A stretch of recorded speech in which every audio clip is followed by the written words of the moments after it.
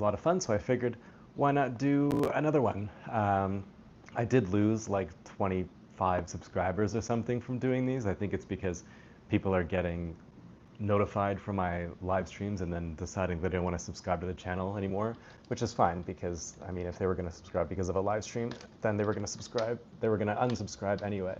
Let me just adjust this camera so it's a little bit higher. And I think that looks pretty good.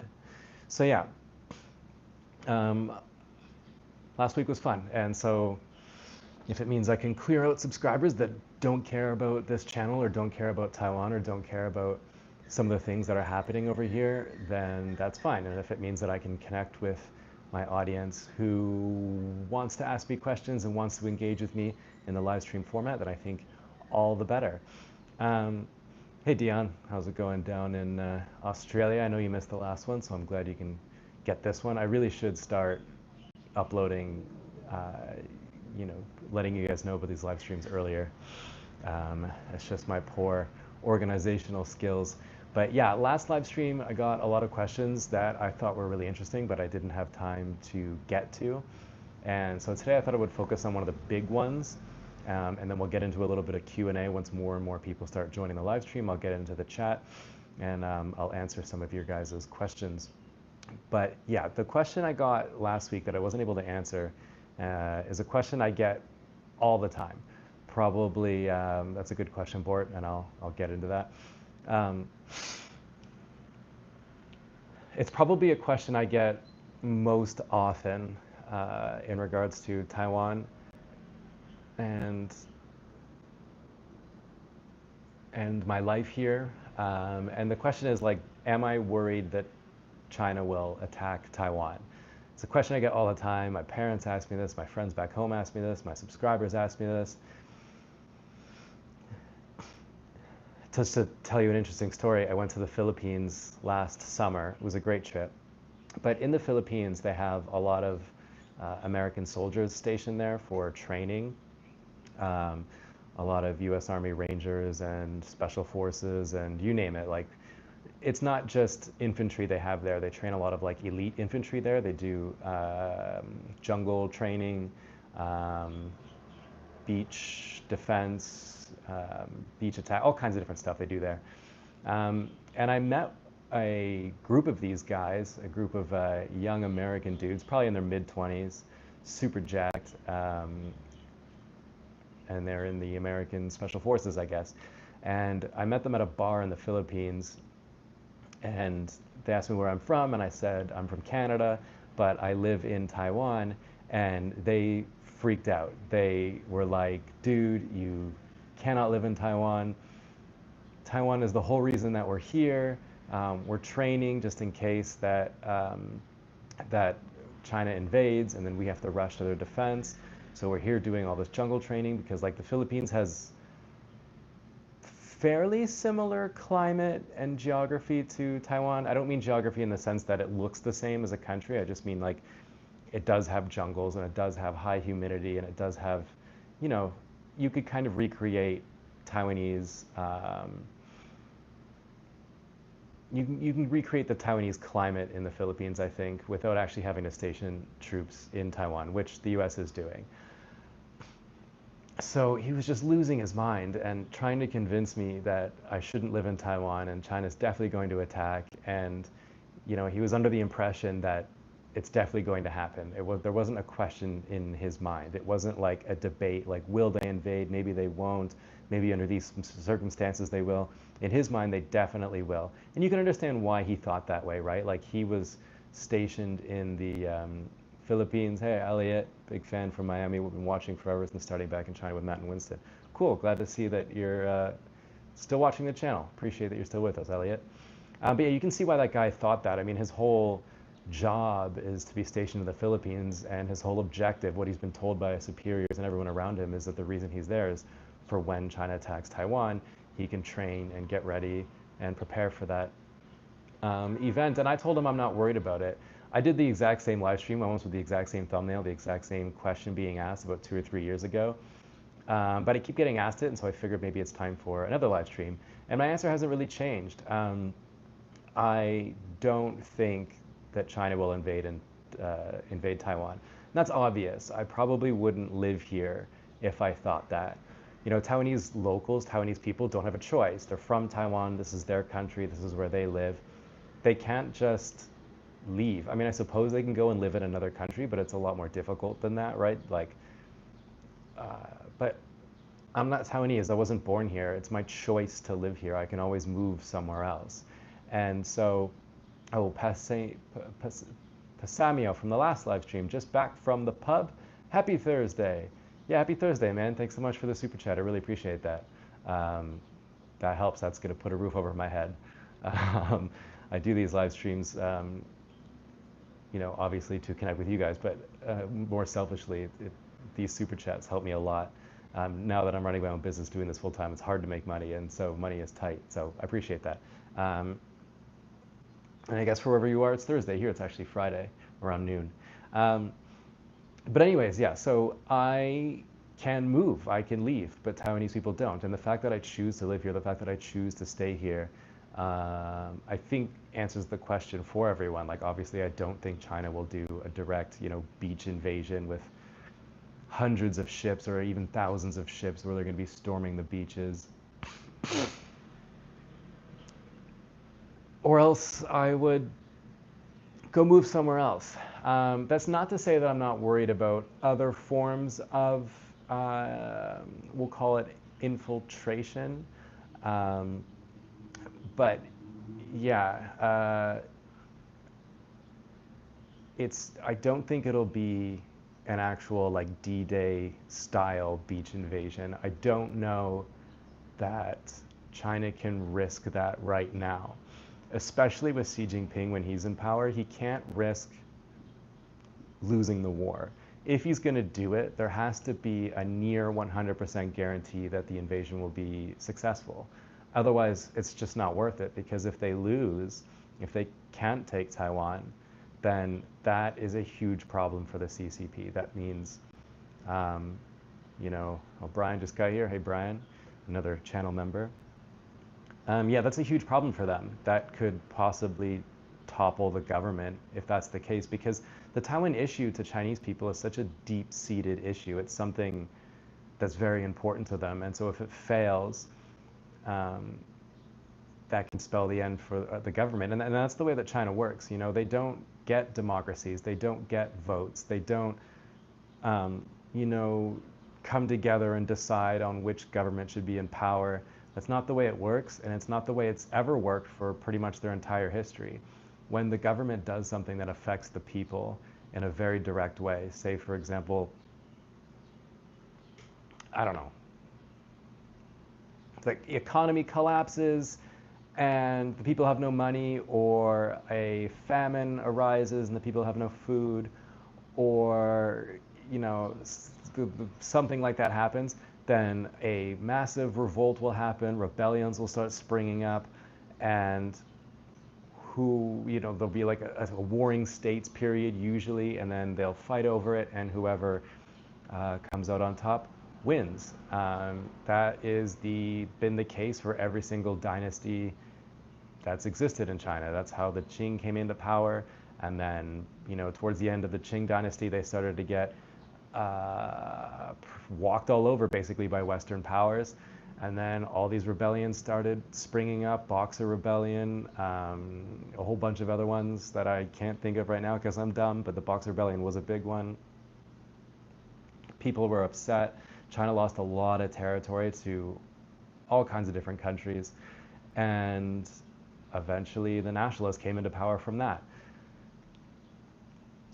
The current government probably isn't any different, and so if they try to take Taiwan and it fails, that's probably what's going to happen. And they'll go back to another single party state under some other kind of government. The chances of it being democracy aren't zero, but it's also not very high. Now, there has been talk of scenarios where it's more likely, because of the way that Chinese demographics is working. So China is an aging country. They had a massive population boom around, similar to our Western baby boom era. And then they realized that their population was increasing way too much, and it's too difficult to feed a population that large. And so they came out with the one child policy, um, which was pretty much followed. My experiences with the one child policy in China are, I think it might be worth a live stream. Maybe for next week I'll get into that a little bit more. But anyways, that settled the population increase fairly well. And then they had a two-child policy, and now I think now they're at a three-child policy. I could be wrong on that, but essentially, what happens is that the fighting age for men in China is decreasing because the elderly age, the retirement age, is increasing. All of these people who used to be at the age where they can join the army are now too old, and the younger generation isn't as large as in a population. And so the longer that China waits, the less of like the pool of people that they can choose from, that they can take for this invasion, is decreasing. And to take an island like Taiwan, you need a huge force, not just in manpower, not just in numbers, but you need an incredible amount of naval support, landing gear, um, you know, among other things. And so you need the people to be able to do that. And the longer that China waits, the less likely of success, the less successful, you know what I mean? The chances of success go down.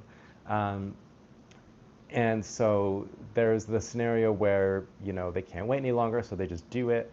There's a scenario where Russia decides, you know, let's say Russia takes Ukraine eventually, knock on wood that doesn't happen, but let's say, for example, they start seeing huge successes in Ukraine and they take it, and then Russia decides that maybe they want to take some of the Baltic states, um, which, you know, is a possibility because those countries used to be in the USSR, and it seems to be, to some people, like, I'm not an expert, but it seems some people say this. This is not my opinion. I'm not voicing an opinion here. This is not what I think will happen.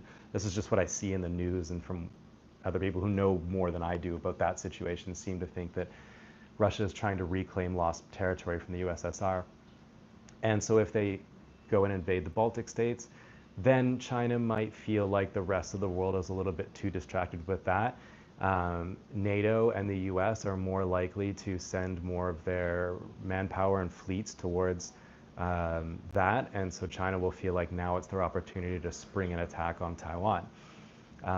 And so that's kind of, you know, that's a possibility. I just got another super chat from Philip C. Glad you're live streaming again. Hoping for another cooking Q&A. Yeah, a cooking Q&A. That would be really fun. Unfortunately, my kitchen is non-existent in this apartment. I do still have all my cooking gear. I have an oven. I don't know how much fun that would be watching an oven. And I could buy like a burner or something and do that. That would be really fun. But yeah, I haven't cooked in a while because it's very expensive in Taiwan for someone like me who is single and I live alone.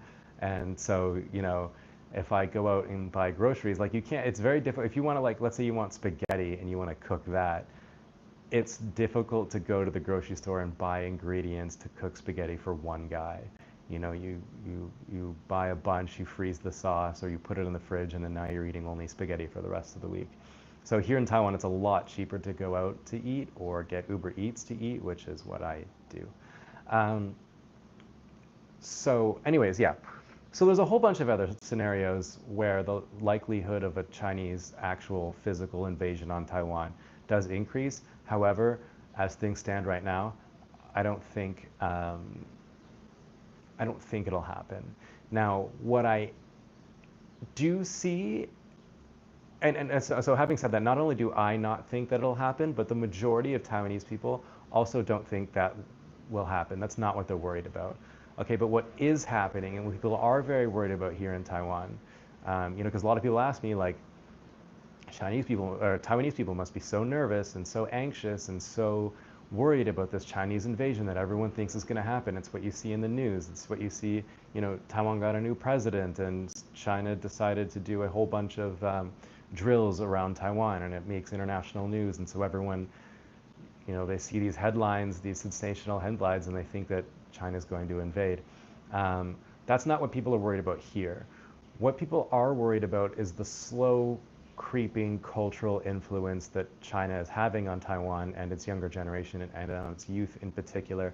But not just the youth, there's the older generation as well, particularly with people who support the KMT or the Kuomintang or the Nationalist Party, the same party that lost the civil war to the communists and moved down to Taiwan. They are one of the major parties here in Taiwan. They are not currently in power. Currently, the Green Party or the DPP is in power. But anyways, elderly voters, typically speaking, this isn't true for everybody, but from what I can tell, typically speaking, are KMT voters. And the KMT or the Kuomintang, whichever one you want to call them, I'll call them KMT for the rest of this, and I'll call them Kuomintang for the rest of the stream. Their policy is one of peace with China. They want to work with China.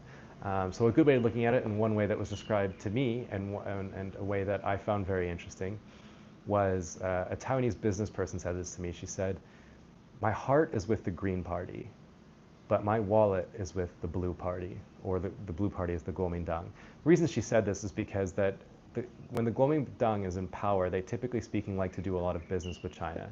Despite the fact that Taiwan and China are considered enemies, I guess, or, you know, there's always the potential invasion from China, blah, blah, blah, blah, blah. The Kuomintang prefers not to, how's that expression go? Shake the bee's nest, shake the wasp nest, rock the boat, if you will. They prefer not to do that. And so they prefer to take a more of a diplomatic approach, do a lot of trade deals with China. And as a result, Taiwan makes a lot more money and receive a lot less threats from China, and seemingly feel a lot more safe from any immediate invasions. And so that's a very broad, very generalized description of what the Kuomintang is. Obviously, it's a lot more complicated than that, but typically speaking, that's what they're about. Okay, and there's a huge problem with this, obviously, if you're going to cozy up to China or try and warm or cool relations with China. If you're trying to keep your relations with China better, there's a huge problem. That gives China a big opportunity to have more influence over Taiwan. So, for example, a big problem that they had is that Chinese people were able to purchase property here in Taiwan. Now, what was happening, and this happens all over the world, or at least it happens in my country, so I assume it happens all over the world, is that wealthy Chinese people were buying properties here and not living in them. They were just sitting on them. They were using them as a way to make money. It was equity. And so you had a whole bunch of apartments here that were bought up by Chinese people, and they were completely empty. And you start to see a lot more Chinese cultural influence in Taiwan because the doors are more open. There's not as much restriction under the Kuomintang, and that's a big problem. And so older people, they don't see themselves, typically speaking, they don't see themselves as Chinese. Some of them might consider themselves Taiwanese Chinese, but a lot of them prefer to have better relations with China, and that comes with a whole host of other issues. Now, the younger generation, the issue with this is that they're a lot more tech savvy, and they're a lot more on social media, and a whole bunch of social media, and also mainstream media comes from China. Even if, you know, from what I can tell, most famous Mando pop singers that sing in Chinese, aren't from mainland China. The number's obviously increasing now, but when I first moved to China back in 2013, it seemed to me that most of the famous singers, or at least a lot of them anyways, came from Taiwan, or Malaysia or Hong Kong or something like that. And despite that, they were still unbelievably popular and unbelievably famous in China. And so even cultural exports that are coming from Taiwan are sort of taken and morphed into being Chinese, because these singers or these actors or whatever you like will make a lot more money if they appeal to a Chinese audience, because the audience is obviously massive, right? There's over 1 billion people there. It doesn't make sense for a singer or an artist of any kind to hyper focus on the Taiwanese market because it's so small. And if you're speaking the same language, why not break out into the Chinese market? Now, when you do that, you obviously have to do what China wants, and that means not talking about Taiwanese independence and not talking about these red line issues that China has. So this is also true with social media now, with a lot of like, even little things like memes or words that arise, right? This happens in English all the time. I don't know what the new words are, but now, you know, like words like riz is really popular, which for people who aren't in the know apparently means charisma. This is like a new word that has arisen in our culture from social media. This happens in the Chinese language as well, just like it does in English. Now, so what you see is a lot of these younger Taiwanese people using words that traditionally are only used in China. To give you an example, there's a word that a lot of younger Chinese people say. It's not a good word, it's a bad word, but it's niubi, which means bull's dick or cow's dick, and it kind of means like awesome or hardcore or badass, something like that. So a word, I'm not saying that Taiwanese people started using that, that specific word, but just to give you an example, that could be a word that could eke out into the Taiwanese vocabulary. And it's considered hip and cool, right? Just like in English, when young people say riz, it's like a cool new word. And this seems harmless at face value, these little things. But when all of these things add up, when you see all of these Chinese cultural influences start to seep into the Taiwanese subculture, what it does is it starts to make it a lot easier for the younger Taiwanese generation, hypothetically speaking, to more easily identify with a Chinese national image than the almost near non-existent Taiwanese national image. It's very difficult, I think, to define Taiwan and Taiwanese culture and what it means to be Taiwanese. It's very difficult to point your finger at something and say, that's a Taiwanese thing. I've mentioned this before in other videos and live streams in the past, but I think it's important. Just to give you an example, to give you a better idea of what I'm talking about, when you go to Japan, you can easily look at something, and just by looking at it, you instinctively know that that's a Japanese thing. Whether it's anime or a Japanese hot spring or a building that looks particularly Japanese or a Japanese song or something like a weird TV show, you look at that and you're like, yeah, that is instinctively, or that's distinctively a Japanese thing. You could do this with all kinds of other countries like Korea or South American countries or European countries, whatever. You know, a classic British pub, you look at that and you're like, yes, that is a British institution. That's a very British thing. Okay, it's difficult to do that here in Taiwan because it is a new country, right? You could look at it like Canada, right? There's a few things you could look at like ice hockey or maple syrup or long road trips or I don't know. We share so much with America and a little with England, and French Canada shares a little bit with France, that it's difficult for us to take something and look at it as distinctively Canadian. Taiwan has the exact same issue. It's difficult to look at something and say that that's Taiwanese, and so it's difficult, I think, for a lot of Taiwanese people, and you hear this a lot too. If you come here and you meet Taiwanese friends, they'll say this, they'll tell you this. They would never say it on camera. I'm never gonna get, I mean, I don't think I would ever get a Taiwanese person on camera saying that it's hard for them to identify as being Taiwanese.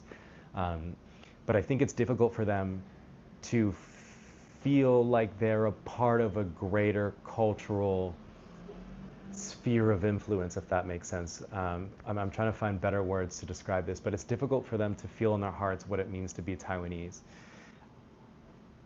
A lot of them will feel proud and strongly state that they're Taiwanese when they are presented with the possibility that they might be Chinese.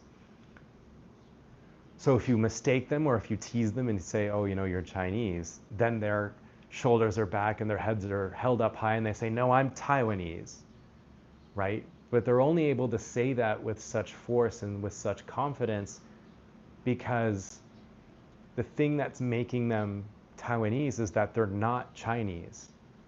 It's the same thing that happens when you meet a Kiwi, right? Someone from New Zealand, and you hear their accent and you mistake them and you say, you hear their accent and you just meet them for the first time and you say, oh, you're Australian. And their shoulders go back and their heads are held up high and they say, no, I'm from New Zealand, in a Kiwi accent, right? But they're saying that because what makes them a Kiwi is that they're not Australian. And Canadians do the same thing. You hear my accent, it sounds pretty American, right? I'm not from the parts of Canada that have thicker accents like the East Coast or the Midwest or whatever. And so people meet me and they say, oh, are you American? And again, your shoulders go back, your heads are, blah, blah, blah, blah, blah. No, I'm Canadian, right? But you say that because I'm not American. The thing that makes me Canadian is what I'm not, right? So the thing that makes Taiwanese people Taiwanese is what they're not. But that's not an efficient answer. That's not enough. You can't define Taiwan by what it isn't. You have to find the things that what it is. And so to bring that back to my original point, what China is really good at doing currently is subconsciously promoting their culture and their national identity in a way that's easy for younger people to identify with.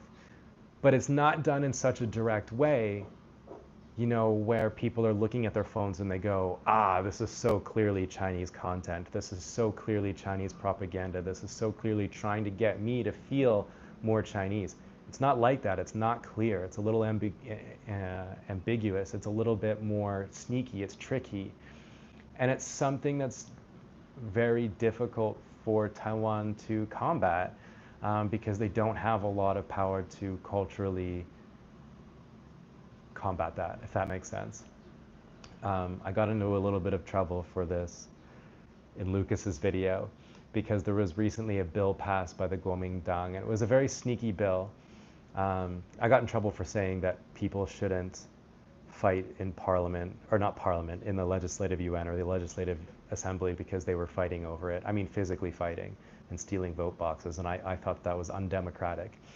But what a lot of people pointed out to me is that what they were actually fighting over is a bill that was passed by the Kuomintang that there was something like the way they passed it combined with what the bill does was something that the majority of Taiwanese people don't want, and it would give the Kuomintang too much power, and a lot of people suspected that this bill was put forth with a lot of Chinese influence behind it.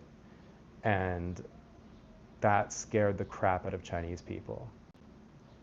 And that's what caused the fight in the Legislative Assembly, because it was something like the votes, like the way it was voted on was really not, it was really sketchy. Okay, I'm gonna have to do my homework on this at the request of a lot of Taiwanese people because they were very upset about what I said, that they shouldn't have fought over it and physically fought over it, which I think I still stand by.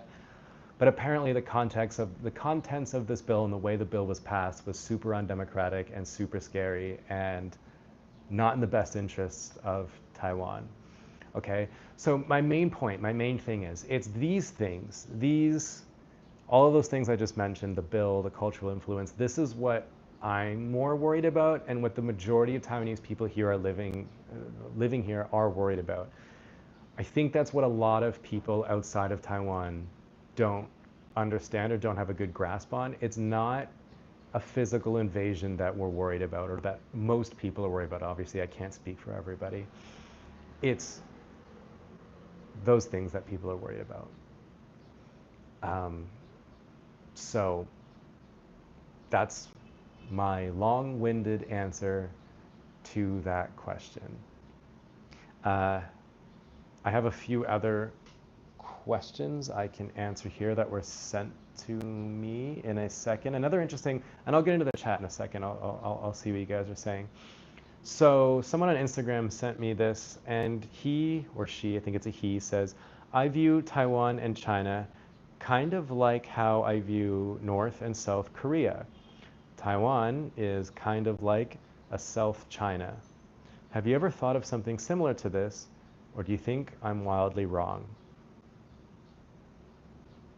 Okay, so I don't think you're wildly wrong, but I also never thought of that. This is probably worth a whole other live stream. Maybe I'll do another live stream on this and probably repeat what I'm saying, but it is a very interesting question. So essentially, to boil down the question, do I think that Taiwan is like a South China? And the answer to that is no, because I think when you do that, you start to fall into that same trap we mentioned before, where you place too much importance on China and Taiwan being the same thing. Like one is North China, one is South China, um, and I don't think that that's true. I think that Taiwan is too different from China to be called something like South China. And I think that's the direction that Taiwan wants to head and should head. The direction should be creating their own cultural identity and a stronger idea of what Taiwan is. That's why I have a problem with people saying that China is West Taiwan. I think this idea came from the fact that both the Communist Party and the Nationalist Party laid claim to China, to mainland China. And now Taiwan doesn't, I think they've most likely, probably not officially, like not in any official capacity, but it would be difficult to find any Taiwanese people or actual government officials who lay claim to mainland China. I just don't think that that's a thing. I don't think that Taiwan is getting ready to go back and reclaim China. There was a time, where that was absolutely the case. So, if you want to know why the buildings look like crap here and everything just seems so temporary here, it's because when the Kuomintang retreated from China into Taiwan, they were planning on regrouping and going back to China and retaking China from the communists. That obviously never happened. And for decades, they were planning, hang on, mosquito. Nailed them. Sorry, I hope that wasn't too loud in the microphone. So for decades they were planning on going back, and so you could sort of tease China, you could tease them and say, oh, you're West Taiwan. You're not going to claim Taiwan. We're going to claim China. But Taiwan these days has no interest in that, and they just want to be left alone and be their own thing. Do I think of the situation similarly to North and South Korea? Kind of, although Korea is a lot more of a erratic and unpredictable state. But I do think there are obviously differences. One of the interesting things I learned when I lived in China, because I had Chinese friends, and when I got close enough to them, I felt comfortable asking this question where, most of the world sees North Korea as this insane, crazy country, right? Like, just if you look at any videos or documentaries or propaganda, you're like, this place is crazy, right? Like, their dear leader scored a hole-in-one in like every game of golf he's ever played, like even the first one he's ever played. And you're like, that's just, how can people believe that? And China is one of North Korea's very few allies. And so how can Chinese people, who in my experience were fairly normal people, they had jobs, they had families, they had, they're not crazy North Korean people. So how can China look at North Korea and say, yeah, that's my ally, without sharing the same perspective as us Westerners, which is that they're all just insane, crazy, cuckoo land, And so, but the answer I got back was that the US has bases and troops and very heavy military hardware stationed in South Korea, excuse me. And China sees that as a foreign force basically right on their doorstep. That's like the equivalent of having a Russian base and military stationed in northern Mexico. And so my friend said that Chinese people also think that North Korea is this crazy cuckoo land, insane place, but it's sort of a necessary evil, if you will. North Korea acts as a buffer zone between them and the American military, and that's why they're allies. Um, so I suppose you could say that Taiwan is similar in that they don't have a country in between China and Taiwan. What they do have is the South China Sea in between, and that acts as a very good buffer because that sea is very rough. And if you've watched any videos about a potential Chinese invasion, one of the things that you learn and one of the things that you know is that um, China has a window of like a few months out of the year where they're able to invade Taiwan because it's too difficult to cross with the amount of ships and the amount of people that China would need for a successful invasion. This is good for Taiwan because it means that it can focus a lot of its defensive efforts around certain parts of the year and not have to focus on the entire year on an invasion. The other reason why I'm not worried, by the way, to go back to my other question, I think I missed this, is that in order for China to invade Taiwan, it would be, I think, the largest land invasion in world history. They would need so much. They would have to move troops and military hardware from all over China to the southern border. And the world would see this. It's like obvious that you're doing this, right? You're going to start to collect boats and ships, and you're probably going to have to use civilian ships to transport troops and things like that. And to prepare for an invasion like that in a way where the world wouldn't notice would be a very difficult task. Is it impossible? I don't know. Is it incredibly difficult? Yeah. And so Taiwan would have a lot of time to prepare. The other thing is that Taiwan is not an easy island physically to invade. When you come here for the first time, one of the things that you might expect is that, it's a subtropical island. It probably has a whole bunch of really nice beaches and good weather, and Taiwanese people are probably somewhat similar to like Hawaiians, where they really like surfing or free diving or scuba diving or chilling out or hanging out on the beach and that kind of island attitude. That is so not true. There are very few beaches here in Taiwan for an island.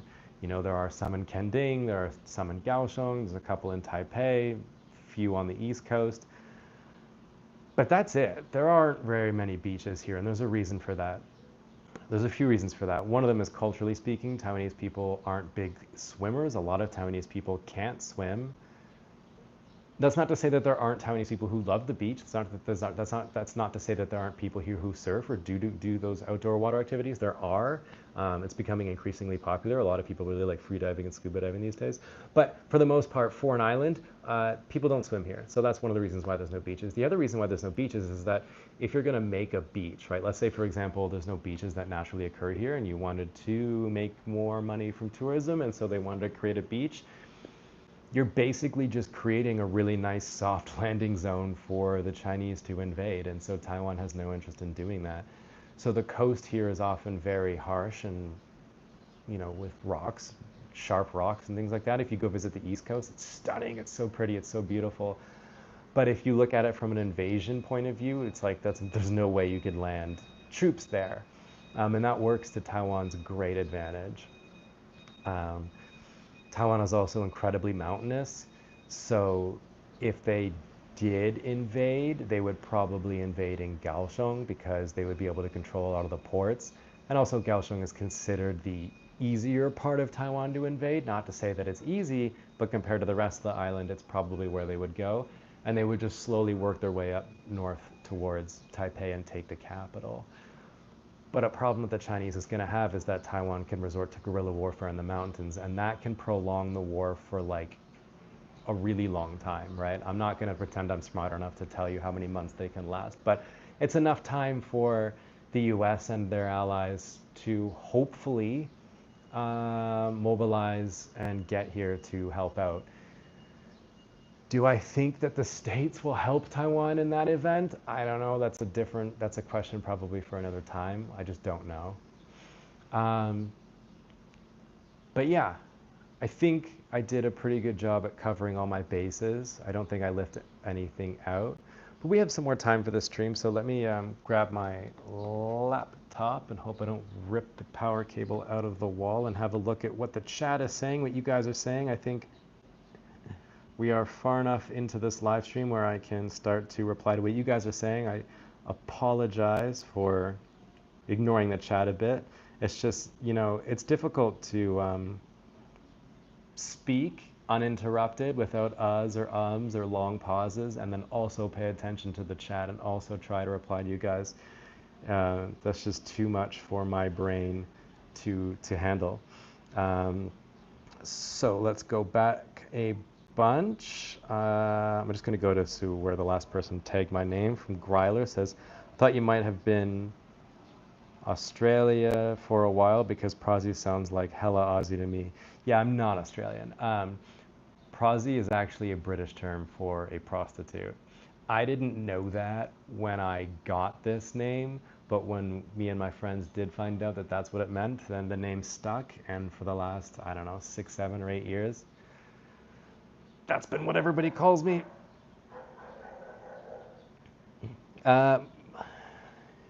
Seems like there's an argument about what we talked about here that I don't know that I can go back and cover.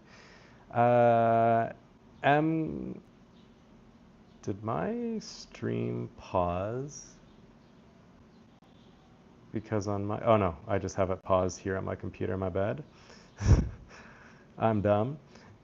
So MCKSNKK says, I think Chinese Communist Party is a mix of Chinese traditional culture and USSR.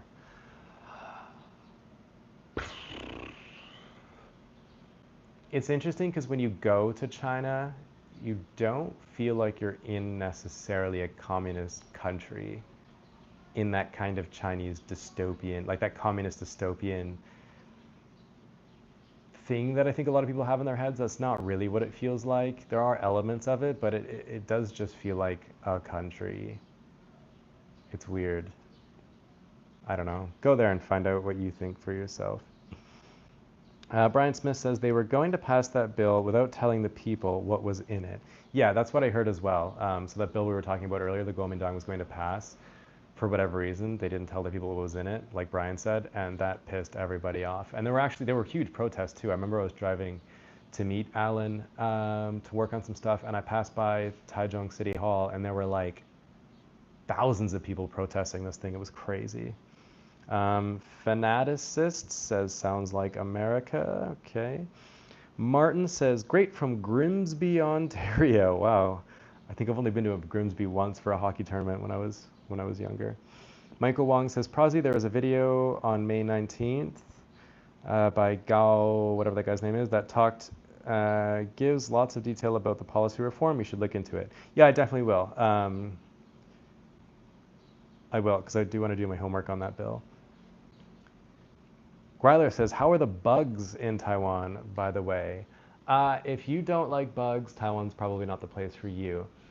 The bug that is probably going to show up most for you, this is very off topic. And by the way, if you guys have any burning questions that you want answered immediately, feel free to super chat, support the channel.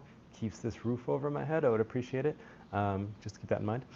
Yeah, cockroaches are abundant here in Taiwan. They are everywhere. And it doesn't matter if you live on the billionth floor of your apartment, you are going to see cockroaches in your apartment.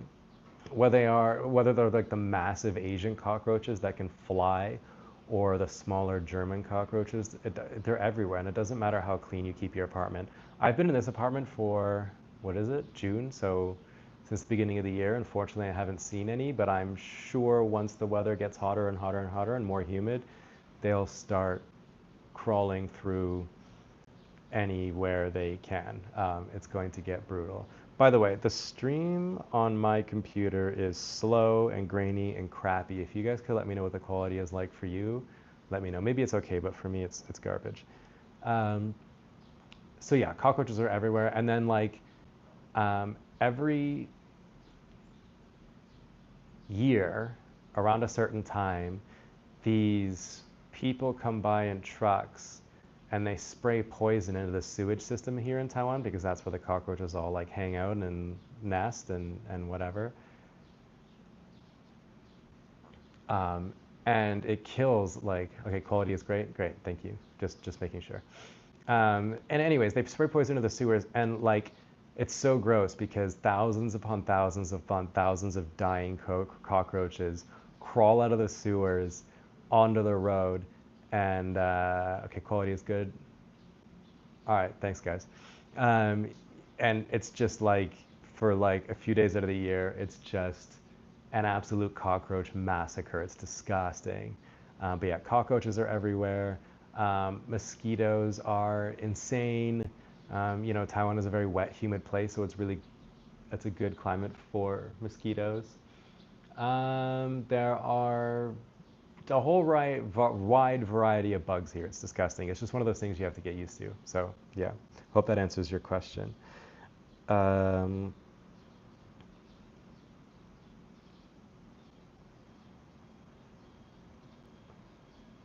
Most of the bugs are sold as food at the night market, says Elliot.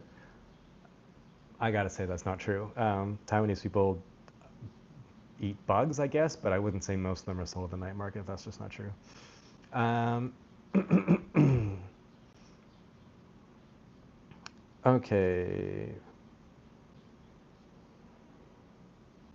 Brian Smith says, since I am representing, most Americans love Taiwan, its people, and its culture. Really, I mean it.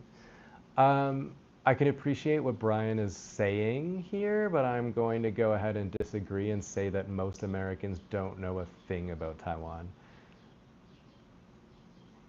That's not to say that that's America's fault.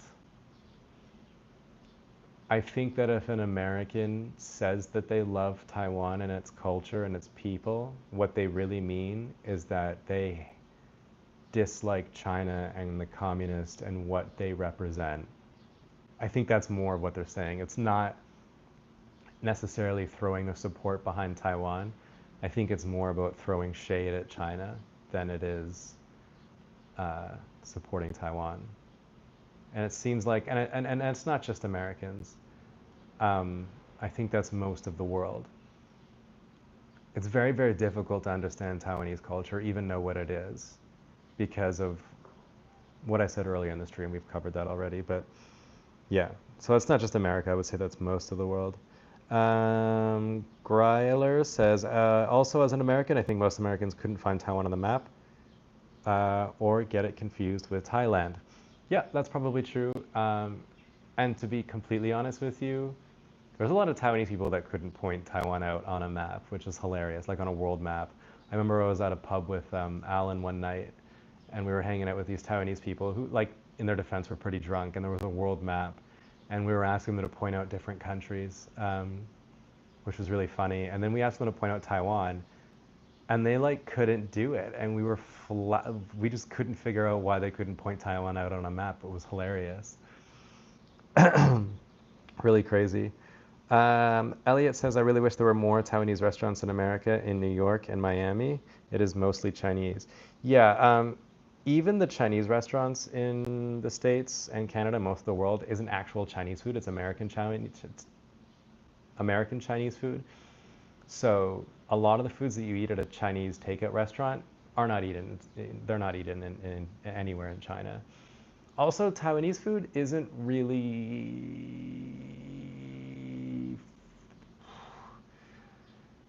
It's not something I think that a lot of Americans or Canadians or Westerners would really enjoy. The ingredients they use are far too different. The textures are very different. It's a lot of like slimy, sour flavors. Meat is pretty expensive here in Taiwan, so a lot of the meat is um, like luro, braised. It's braised. forgetting my English now. So a lot of the pork is like chopped up into like really tiny pieces and braised. Whereas I feel like a lot of Americans are used to getting like, a steak, like a friggin' hunk of meat. Even Chinese food, even Chinese takeout food, there's like meat in it. Whereas here in Taiwan, it's like they don't eat as much meat. And I don't know that a lot of Westerners would enjoy Taiwanese food. Um, it's cheap, it fills the belly. Taiwanese people love it, and they often say that it's really good, but I tend to kind of disagree. A lot of it's really good, a lot of it's not. It's subjective, it really depends on your tastes. Their snacks are pretty good. So if you look at like ji pie, like da ji pie, which is chicken steak, it's a deep fried chicken, I'm gonna say breast, but correct me if I'm wrong. Anyways, they pound it out to the point where it's really, really big. They bread it, they deep fry it. It's a really popular snack here, and I think that's amazing. So they do some things really well. I think that if there were like Taiwanese snack vendors in America, that would be cool, and I think a lot more successful than, say, a Taiwanese restaurant would be. Oh God, I keep losing my spot here. Sorry guys, this is really lame watching me trying to get my spot back. Martin says, extremely difficult to invade, and yeah, it is. Francis says, but since you guys are teaching English, I recommend you go to East Coast. Yeah, I don't teach anymore, but unless he's talking to someone else, but the East Coast is really nice. I would recommend going to the East Coast if you're someone who likes the outdoors, if you're someone who doesn't care about nightlife, if you're someone who doesn't care about living in like a really big, exciting metropolis, then yeah, the East Coast is really pretty. Lots of hiking, lots of things to do out there. We Taiwanese has to live in big cities because we need to look for a job.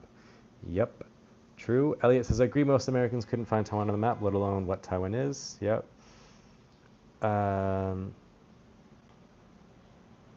Vincent says the US president said it 5 times already. The USA, yes, will, which I think what he's saying is that the US will come to Taiwan's aid. And the American president can say that, but the American president is also not all there. And every time he does say that the US will come to Taiwan's aid, the government is quick to walk those statements back.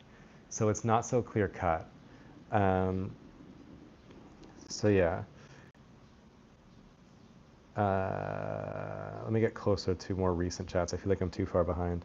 Vincent says Taiwan has tons of good food. You just don't know it yet. Yeah, Vincent, I've been here 6 years, so I think I got a pretty good idea what the food is like. Again, it's subjective, right, Vincent? You might think that Taiwanese food is delicious because maybe you're Taiwanese and you grew up with it, and that's great. I typically find things like xian mian or like geng. Like geng is a Chinese word for like God, I don't know, like a gelatinous soup. And I just don't find those things particularly tasty, but that's just my opinion, right? Some people might come here and really like it. John the B123 says the East Coast has the most earthquakes and would be in danger of potential tsunamis.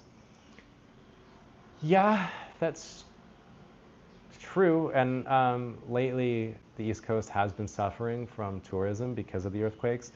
A lot of people aren't visiting the East Coast anymore because they're worried about the earthquakes, because the big one that happened a month ago or 2 months ago, whenever it was, happened in Hualien, and it toppled a couple of buildings and it scared a lot of people, and people don't go. I was just in Hualien last weekend, and I learned that the government is actually subsidizing hotels, and so I think it's something like you get 1,000 NT off a hotel if you go to Hualien, which is pretty cool. So that's nice. But he is right. A lot of people are worried about it. Lawrence Bilton, a Patreon, I believe, says strategic ambiguity equals the Schrodinger's cat of politics. Yeah, that's probably true. Strategic ambiguity, which is typically the strategy for most people concerning the geopolitics of Taiwan and China, is just sort of like maintain the status quo, hands-off approach, don't touch anything, don't press any buttons that might launch a friggin' missile. Just kind of like, there's no war, we're making some money here, let's just keep it how it is, let's not push for independence, let's also not get too close to China, we'll just kind of, ugh. And it's the same thing for the Americans, where they're like, we're not going to poke the hornet's nest or rock the boat. So that's typically speaking the strategy for most countries surrounding this. Um, yeah. Francis says, for me, Gao. Is that Gao Liang Jiu is the best Taiwanese food, only $100 from the store. Yeah, gross. Boo Boo 121 Boo Boo 2525H says, for the record, Biden can't fund Taiwan on a map either. Yeah, God, it's one of those things that makes me really happy to not be American, because if I had to vote between Biden and Trump, I don't know what the hell I would do. Um, Deja's Space says, do you miss Canada? No, not really. I've been gone from Canada for so long that like I don't really miss it. I did go back to Canada and I found myself missing Taiwan because of the convenience. I find Canada beautiful and nice and peaceful. And like when like I walked my sister's dog in the park and the sky is this blue. You've never seen a sky that blue. And the trees are green and the wind is blowing and the weather is nice and people have some money and it's just like paradise, you know? But my God, I was so bored. Canada's so sterile. It's not very exciting. There aren't very many restaurants that are like interesting. A lot of it's chain restaurants. There's a lot of monopolies in Canada. It's like so expensive. There's just not very many things that excite me there. There's nothing that like makes me feel like when I get out of bed, I'm gonna have something new happen to me. And that's not a bad thing. It's not, I'm not a knock on Canada. It's a wonderful place, but it's just like I don't miss that. There's a few things I miss. Like I really miss hockey. I really miss going to watch hockey. I miss playing hockey. I miss my friends. I miss camping a lot. Like there's a lot of nature stuff I miss.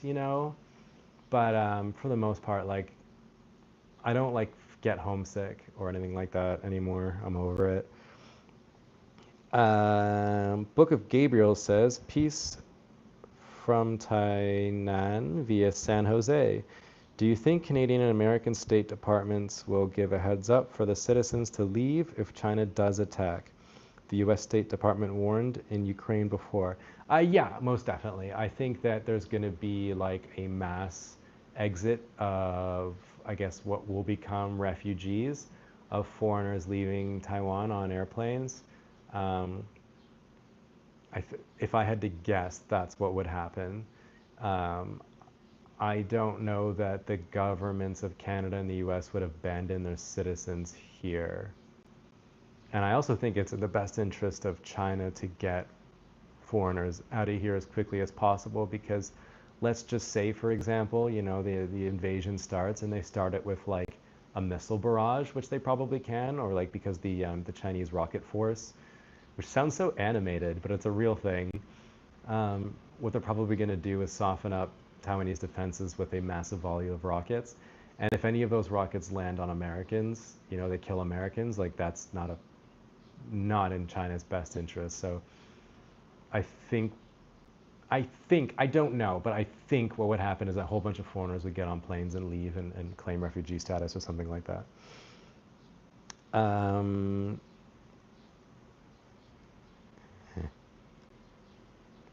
Yeah, a lot of these comments are making fun of Biden, which is hilarious. Again, if you're someone who supports Biden, don't yell at me. I'm not American. I can't vote. I don't have a horse in that race. I don't care. Francis Aprenda says, do you miss foods from mainland China? I absolutely do miss foods from mainland China.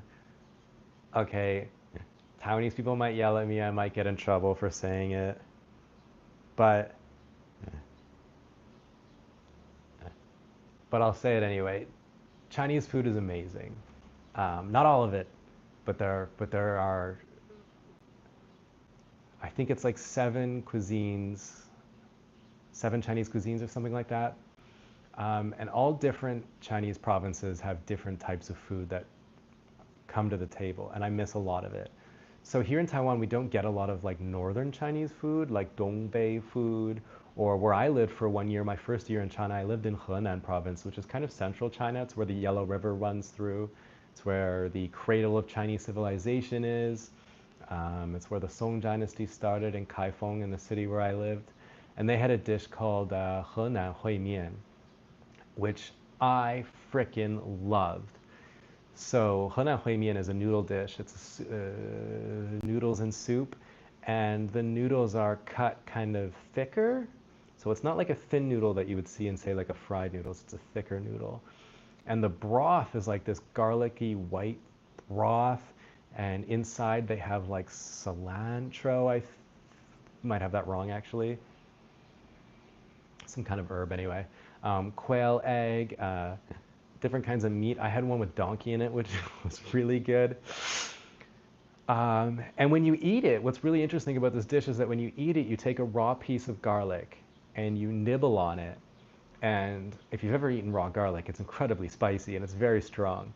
Um, and so you take a bite of this garlic and it just overwhelms your mouth with spice and it makes you want to cry. And then you just shovel noodles and soup into your mouth and it kills that sharp flavor of the garlic. And I frickin' loved that dance that would happen in my mouth. It was one of my favorite dishes of all time. I miss it so much, and you can't find it here in Taiwan, unfortunately. And I was really lucky because after a year of Henan, I moved down to Guangdong, and I really missed that dish. And I looked on my maps, my Apple Maps, because there's no Google Maps in China, and I found a Henan restaurant right behind my apartment, and I couldn't believe it. And they had Henan Hui Mian that was also really, really good with the authentic garlic way of eating it. And I wish to God I could find that here in Taiwan because I would pay big money to eat that again. I loved it. Um, but yeah, there's just not a lot of northern dishes here. I really miss Xinjiang food. So Xinjiang province, for those of you who maybe aren't familiar, is where the Uyghurs are from. So you've probably seen that in the news with the Uyghur population being put into like, I don't know if concentration camps is the correct term, but re-education camps basically. So the Uyghur are a minority population who are Muslim. They don't look like Chinese people, really. They kind of look more like the countries that are like northwest of China, like Kyrgyzstan or Kazakhstan, those type of people. They kind of look more like that. But Xinjiang food's incredible. They do a lot of really delicious mutton, so like goat or sheep. Um, and Jesus Christ, that food is so good. They have like a special yogurt that they are really good. And me and Similk used to go to this Xinjiang restaurant in a mall in Huizhou where we used to live like once a month with the family and treat ourselves. And it's just incredible the way they do mutton. I loved it especially because where I grew up in Canada, we didn't eat a lot of mutton. We didn't eat a lot of sheep or goat. I asked my dad why this was. You know, we eat chicken, pork, beef. It's basically it. And I asked my dad why we don't eat mutton when, you know, lots of the world do. And he said because the meat stinks, I guess. And I guess for a lot of the people, you know, mutton does have a very particular smell that they don't like. I particularly love it. They put an ass load of cumin on it. One of my favorite things to do in Huizhou was go to these like black market food stalls where a Xinjiang person or a Muslim person, a Chinese person, but they're Muslim or from Xinjiang or wherever they're from, the Muslim person would have a goat or a sheep hung up by its legs, freshly killed, and you go and you order a dish and they like cut it right off the animal and they serve it to you fresh. And that sounds gross, but there's something like really cool about it. And you get to sit outside at a table on a plastic chair and you just eat the most incredible food with so much cumin on it. And I miss that so much. I love that. I miss Dongbei food, which is like northern Eastern food, which is like a lot of breads. They're very heavy into meats. There is a dish there that is coming that is becoming really popular in Taiwan lately called mo, which is like I probably fucked up the tones on that, but it's like a pastry with meats and different herbs and peppers inside. I'm not doing a very good job of describing that, but um, if you want to look it up, mo, which is Roujiamo. That's the pinyin. I don't know what the English word for it is, but really incredible. But that's becoming really popular in Taiwan, which I'm really happy to see.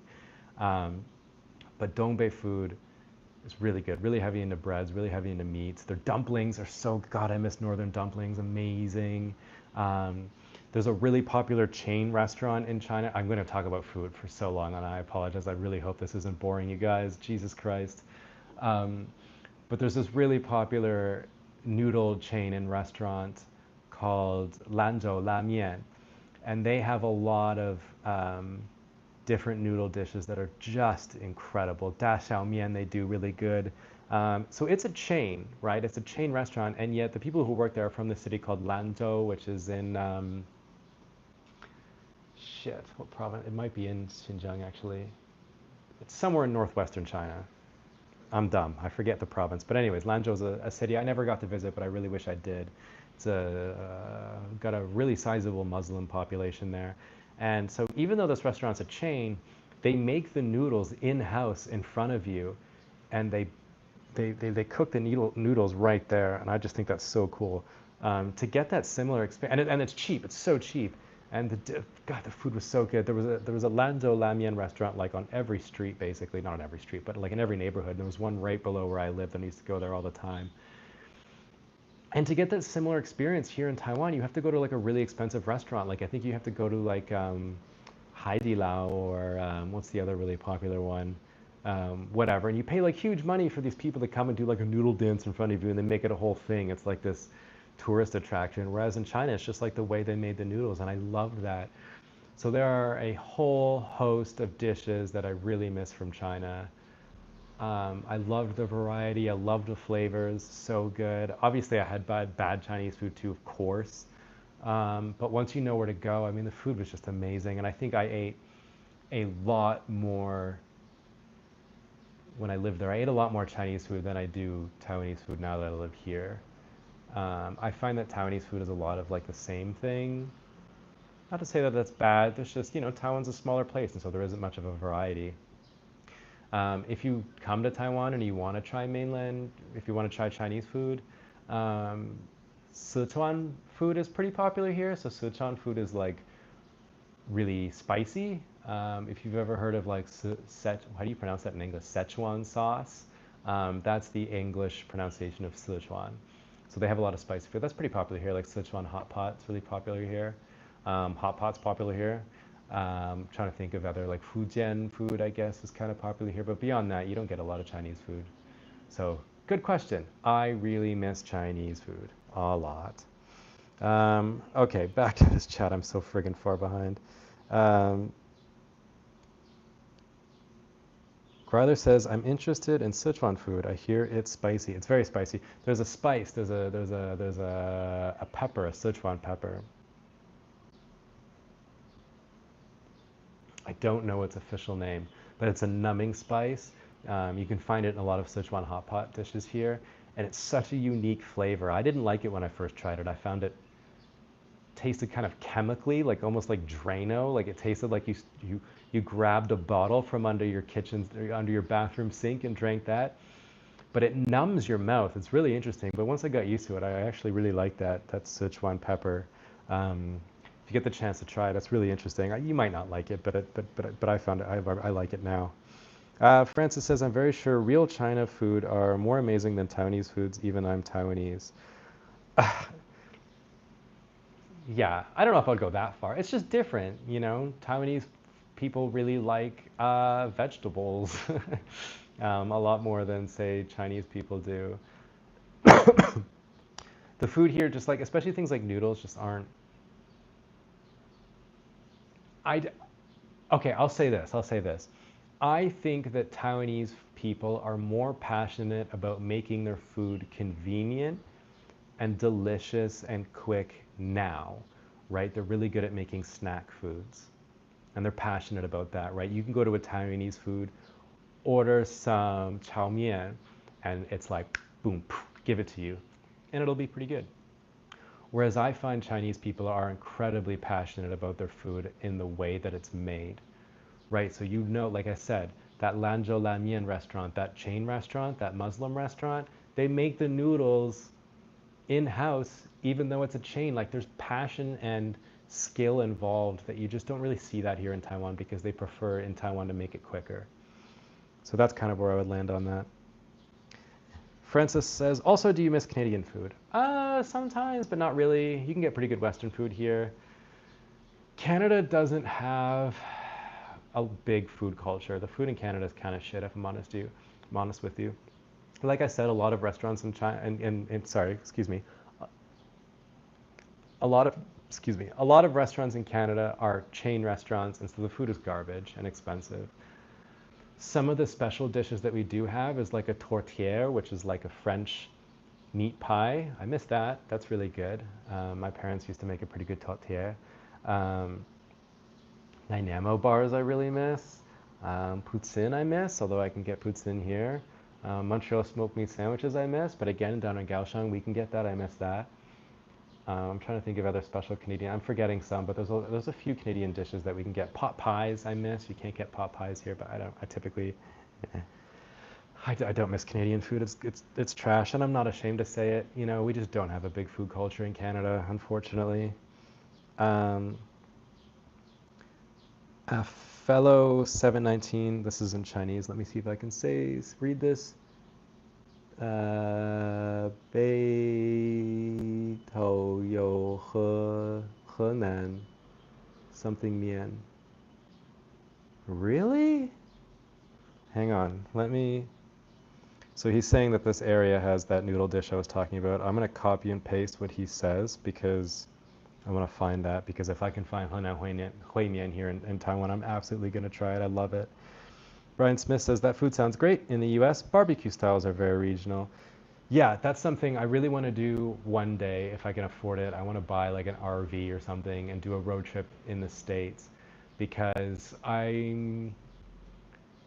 despite the fact that I'm Canadian, I really like the States. I really like Americans, and I think that that country is really interesting, and I love American food, and I find it interesting how you can go and try North Carolina barbecue, and then go to Louisiana and try Louisiana barbecue, and then go to Texas or Tennessee, and they all have different kinds of barbecue, and I find that really interesting and really cool, and I really want to go and try different American foods.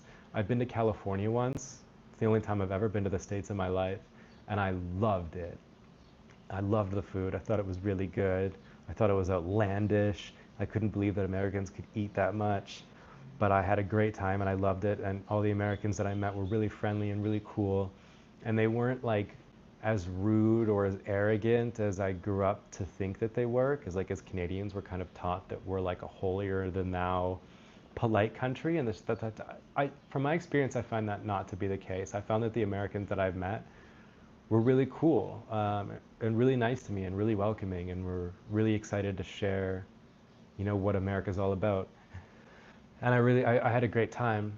Having said that, there are a lot of American foreigners here that are, I'm not going to call them arrogant, but I will say that like compared to British people or Canadians or Australians, I do find that Americans are a lot more political than we are, in the sense that they're a lot more willing to share their political ideas in public, even with a complete stranger, and they get into like really heated debates over it in public, which is kind of inappropriate where I'm from, and I would assume for Australians and British people and Kiwis and the like is similar. Political talk is not something done at the dinner table or done with friends. It's kind of something a little bit more private. And so I found it interesting, like how loud Americans are about their opinions, when it's like, you can see all the non-Americans just kind of like dip their heads or kind of look away like, Jesus, man, But when I went to America, I had a really good time there. Elliot says, I will never forget when you went to the military bunker, Prazi. As much as you make your content, you also make it educational. Thank you, dude. I said it. You're a dude. Yeah, cheers. That military bunker, I'm assuming the one you're talking about was in Mazu. I had a great time. I love finding videos. Like that was a sponsored video. And I love getting videos like that where I'm like so into it. Like I found Mazu so cool. I really like that place. It's the same thing when I went to Lin Yutang's house. He was an author. I talk about him all the time, but I got to go to his house. He's passed away a long time ago now. But when I made that video, it was like just dialed in. I loved it. So cool. Um, Bind Studios Total Game says where Taiwan takes the cake is sweets and drinks. Okay, good point. And I failed to mention that, and that's my fault, but you're absolutely right. Taiwanese drinks, I think like tea, that kind of thing, amazing. It is second to none. Desserts are good. Um, in the last couple of years, I found myself with a sweet tooth, and I eat a lot of sweets, and Taiwan makes damn good desserts. I will give you that. Thank you for bringing that up because I was doing Taiwan dirty by not mentioning that. That's something that a lot of people kind of overlook, but I do love. Okay, but that comes with a caveat though, because there are a lot of like Taiwanese sweets, like traditional ones, like Chinese, like you'll see them on Lunar New Year. They're like really cheap bargain bin garbage candies or like weird peanutty. Like when you taste them, you can just taste that they were made like mass produced as cheaply as possible. And I don't like those. But yeah, but like prepared sweets like bakeries in Taiwan are incredible. That's something I didn't expect at all. You can get really fresh, delicious bread here. I'm gonna selfishly again remind you guys for super chats. Appreciate ya. I have one. I don't even want to tell you guys that. That's so sad. But anyways, um, another Chinese comment. I'm not really good at reading traditional characters, guys. I apologize. It's my fault. I'm lazy. I have no excuses. I should learn. But this says something something 来没吃饱台湾的外片高丽菜. Yeah, I probably read that wrong. If we're talking about, he didn't mention this, but he did mention Gali Cai, which is in a lot of Rechao. Rechao is another type of restaurant that I really like in Taiwan. It's like a stir-fry restaurant where you sit around a big table with all your friends outdoors, grab beers from the fridge. I don't drink anymore, so I'll grab a tea or something. But like, I love that. I love that atmosphere. I love the working class. It's cheap. It's delicious. It's so good. Like Ruochao, when you guys come to Taiwan, that's like if you come to meet me in Allen, that's definitely the restaurant we take people to because it's just like such a good atmosphere. I really love those type of restaurants. So awesome.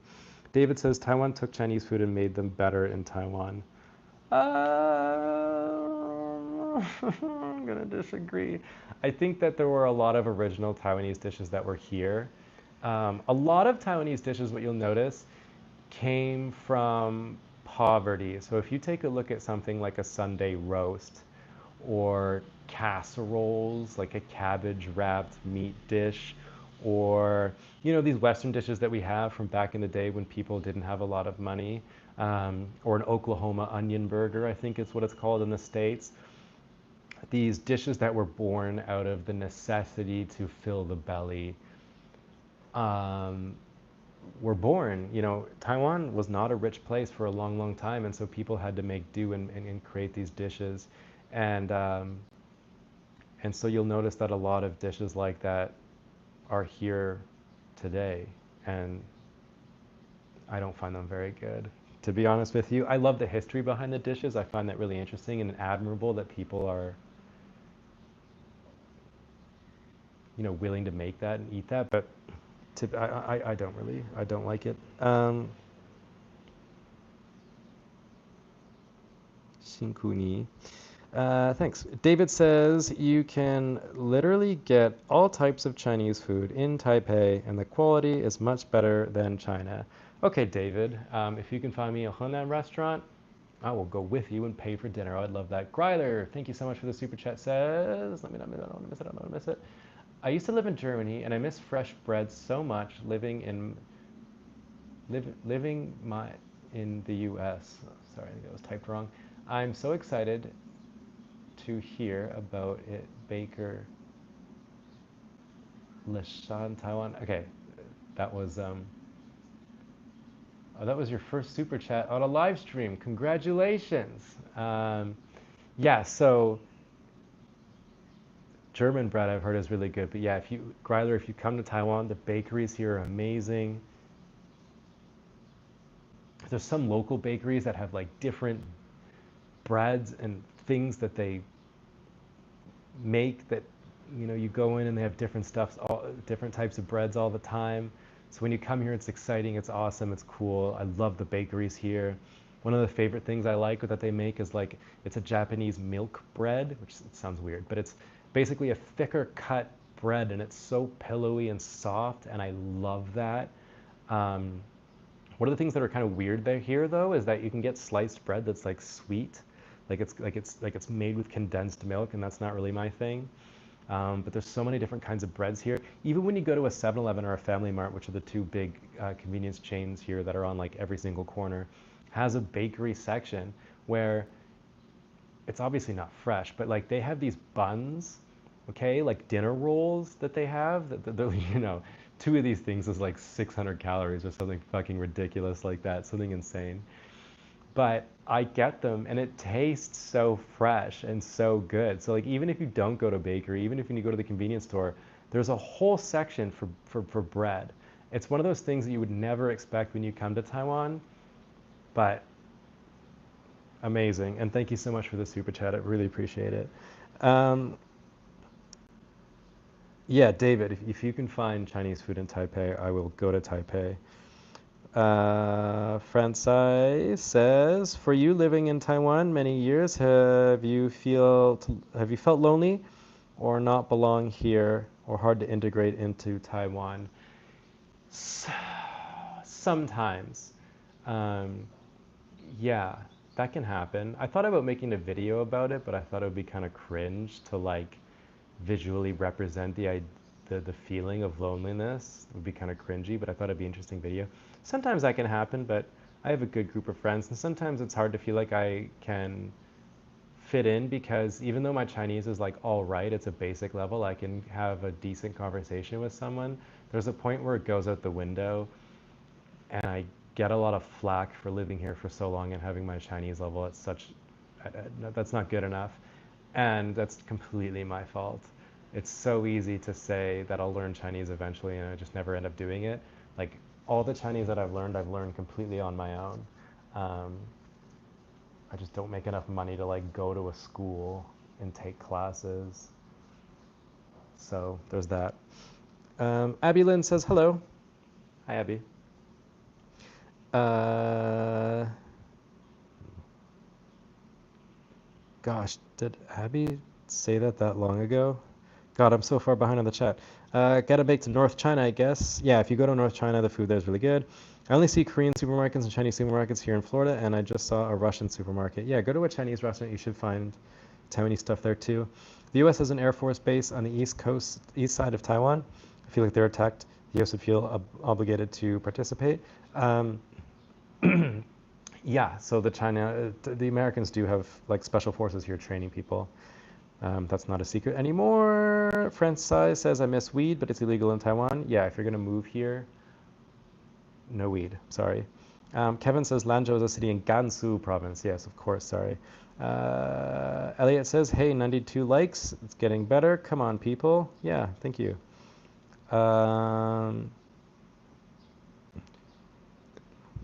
Okay. People are talking about weed. I'll go further down because I'm too far away here. Prazi, tell all your friends how much you pay for rent. We will start to cry. Miami 2-bedroom is $1,650.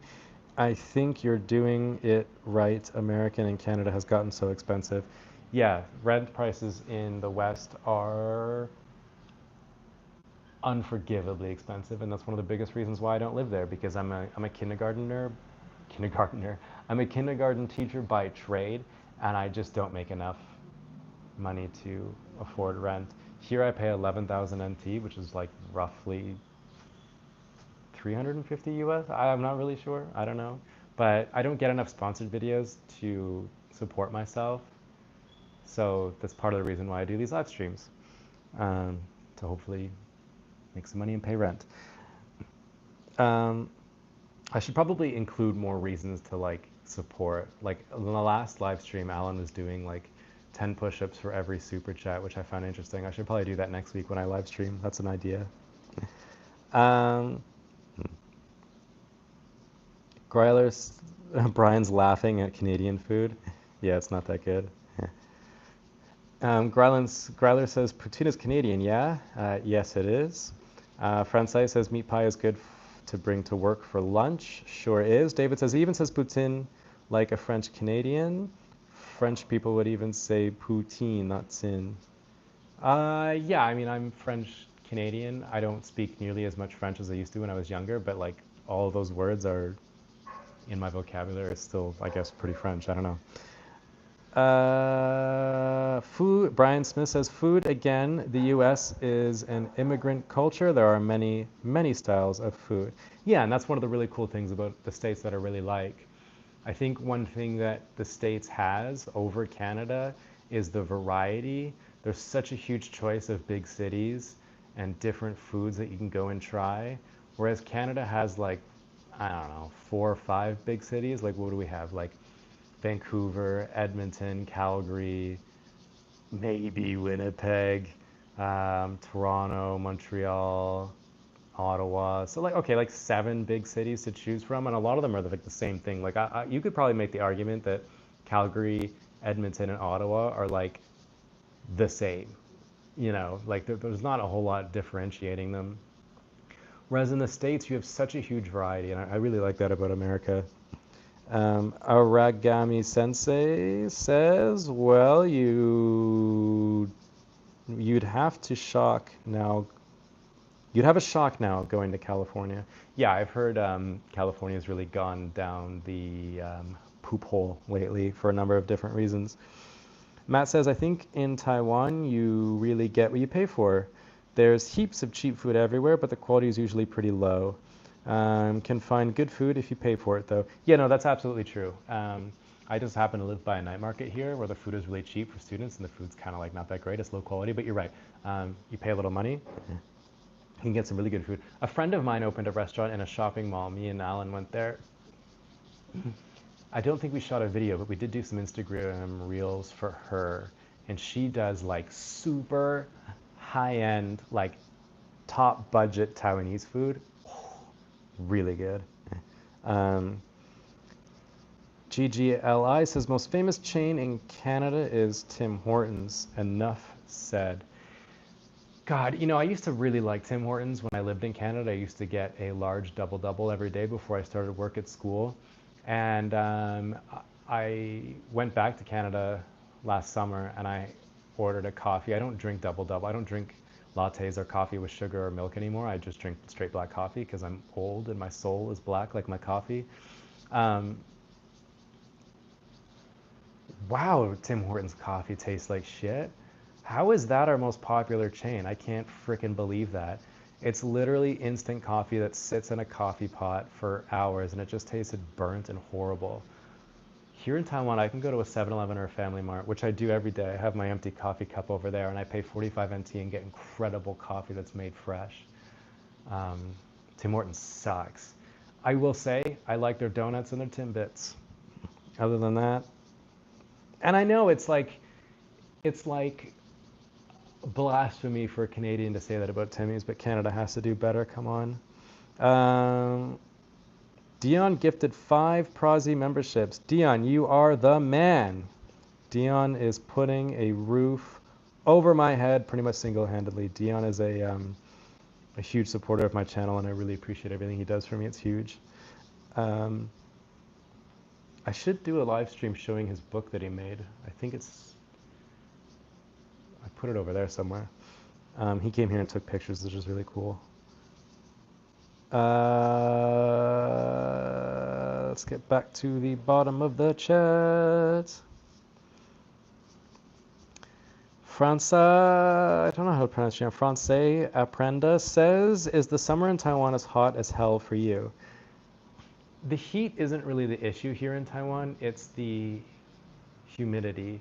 So because Taiwan is an island and also a mountainous island, the mountains tend to trap in a lot of that humidity and the moisture.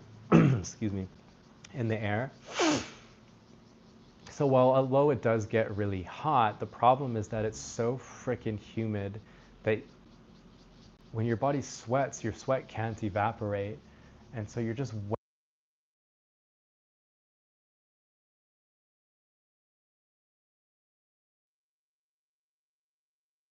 check my channel and know I'm live streaming. Um, but it's disgusting. It's the weather here is horrible. I really don't like it, but I'm acclimating to it. So it's getting better. Brian Smith says, yes, you did a video of your friend's fabulous restaurant. Okay. Vincent Yu says, I drink 7-Eleven latte every day. Yeah, I used to drink lattes, but then they're really not healthy. It's a lot of extra calories.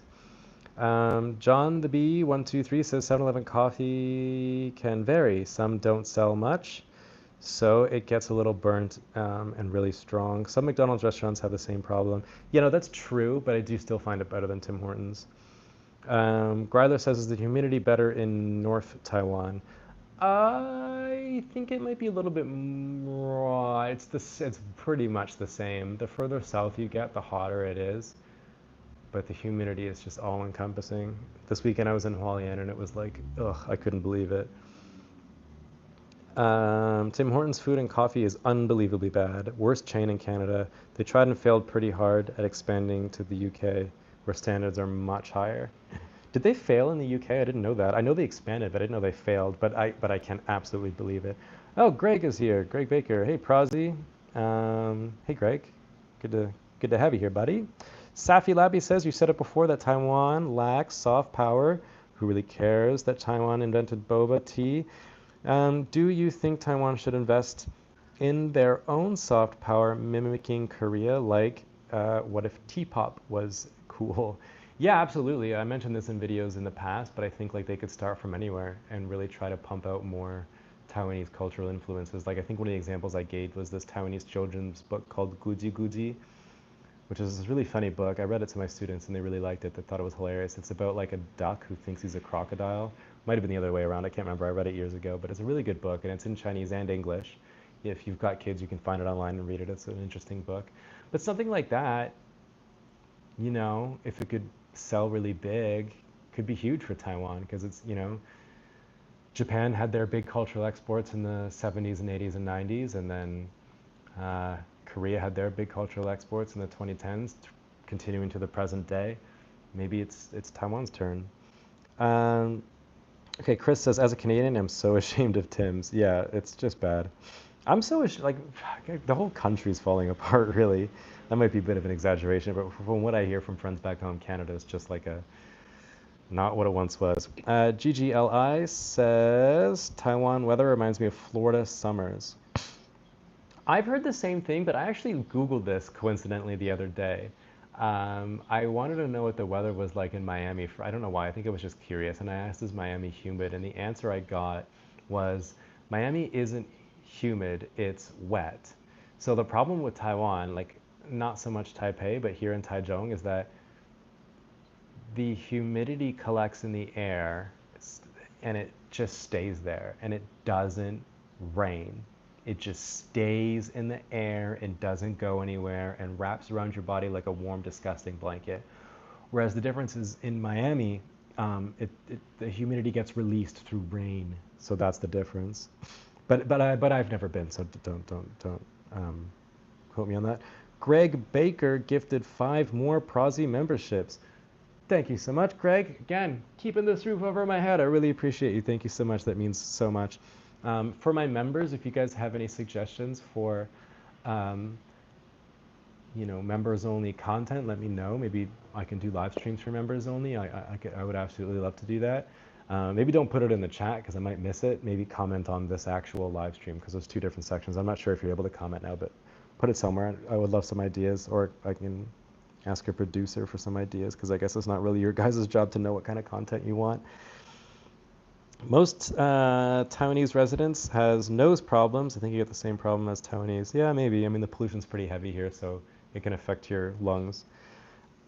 Greg says, glad we caught a live stream for once. Yeah, finally, it's good to have you here.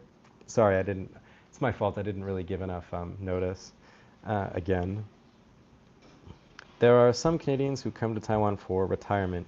Yeah, I think it's hard to retire in Taiwan because Taiwan stops offering visas past a certain age because it puts too much of it encumbers the healthcare system too much here because if you have an older person here, they're more likely to have health problems and yada yada yada, so it's difficult. Martin Van Owens says, once in a while, Tim's is okay, but there's so many local and others to choose from. Canada is not falling apart. No, I don't mean that Canada's falling apart because the coffee from Tim's is bad. I just mean the housing crisis is out of control. The cost of living is out of control. Immigration is out of control. Canadians can't afford to live there anymore, at least in big cities. And that just seems to be the case. If you disagree, then I guess you're doing pretty well. So great. Good for you. I'm happy. Greg Baker says, so do you want a bigger cut on Super Chats or memberships or what? Oh, do you get a bigger cut on Super Chats? I don't, it's just like direct money supporting my channel. So like, in case you guys are curious, the way I get paid as a YouTuber is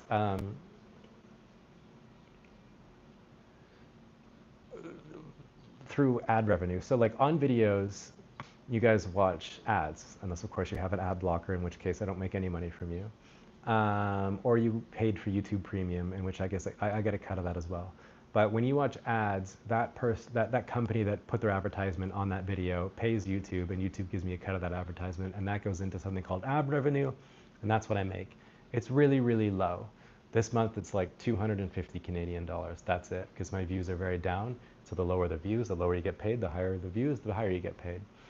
But the main reason we get paid is through sponsorships. And sponsors can vary because of contract issues. I can't tell you what the numbers are. But I can say 2 sponsors a month would be enough for me to live. I get 1 sponsor like every 2 months. It's really not good. It's not enough. And so that's why I'm trying to work harder to increase my views and grow this business so I can live off of it better. And so that's what Super Chats do for me. So on this, just to give you, I'm just being transparent. I'm not trying to be greedy. I'm not trying to be, I'm also not trying to like get sympathy from you guys. I'm just trying to be transparent and show you guys how this works. So I think some people are interested on how we make money and how this whole thing works, because it's kind of unique, you know. But like from this live stream, I'm going for 97 minutes and I made 20 Canadian dollars. So I made like minimum wage for this live stream, but I don't care. It's fun to talk to you guys anyway. Whoa, whoa, whoa, whoa, whoa, whoa, whoa, whoa! Almost added someone as a moderator by accident. Chris says, last summer I had a short stay in Calgary, and the whole downtown is full of meth, fentanyl zombies. It really felt like, yeah, no, dude. When I went back to Ottawa last summer, it was a different place from where I grew up. Like there were a lot of people on something. I mean, these people were just sat on the streets, like legs extended, sat up, staring into space, all grouped up around the homeless shelter. It was so sad. And growing up in Ottawa, like you saw homeless people and you saw a few drug addicts and a few drug dealers, but you didn't see it what it's like today. There's something's happening in Canadian cities that is affecting what seems to be mostly the homeless population, but holy crap, it was scary. So I've experienced the same thing, but in Ottawa. Vincent says, how do you think about NVIDIA? The Sanbei Nan. Yeah, so I know the guy, the head of NVIDIA, said a whole bunch of stuff about Taiwan, but I didn't look at it too closely, so I don't really have an opinion. Lawrence says, I think it's the same for all support options. Okay, you're talking about the money thing again, yeah. Passamio says, it's a shame you gave up on the cooking as a Patreon or member's bit of content. I didn't really give up. I don't have a kitchen. But yeah, I should really get back into that because it was fun.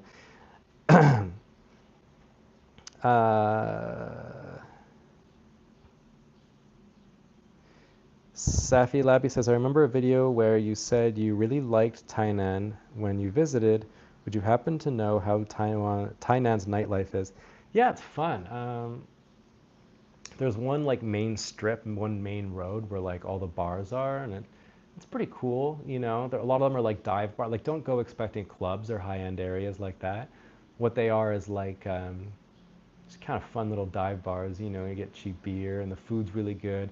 What's really cool about Tainan is like, you know, what I really liked about it is like, you know, you spend an hour or two in a bar, you chat up some people, you have some fun, have a couple of beers, and then you go around an alleyway, some like ancient alleyway, some really traditional Chinese looking alleyway, and there's an oyster restaurant selling like fresh seafood, and you have a little bit of that, and you go down the alley and you find some like cool little cafe bar thing hidden in this area. It's like a really cool place. I really like Tainan. It's great. It's really nice. I don't know if I could like live there. Like I'm sure it would get kind of boring after a while, but for visiting. I like it. I enjoy it. um, Lawrence, excuse me, Bilton. I've been talking for so long, my mouth is dry. Says I went to Tim's in Manchester. Excuse me. Got a super chat from David. How hard would it be to? Sorry. How hard would it be to set up? Let me read this on my computer. It's easy to see. Easier to see. How hard would it be to set up a stay of several months in Taiwan, preferably with an apartment for just a few months, like a long vacation? Well, that depends on where you're from. A lot of Westerners get 3 months visa-free in Taiwan, so you'd probably cap it out at 3 months. You can find apartments that will rent to you for a couple of months. My buddy Francois did it here in Taichung. Um, as for how much money you would want,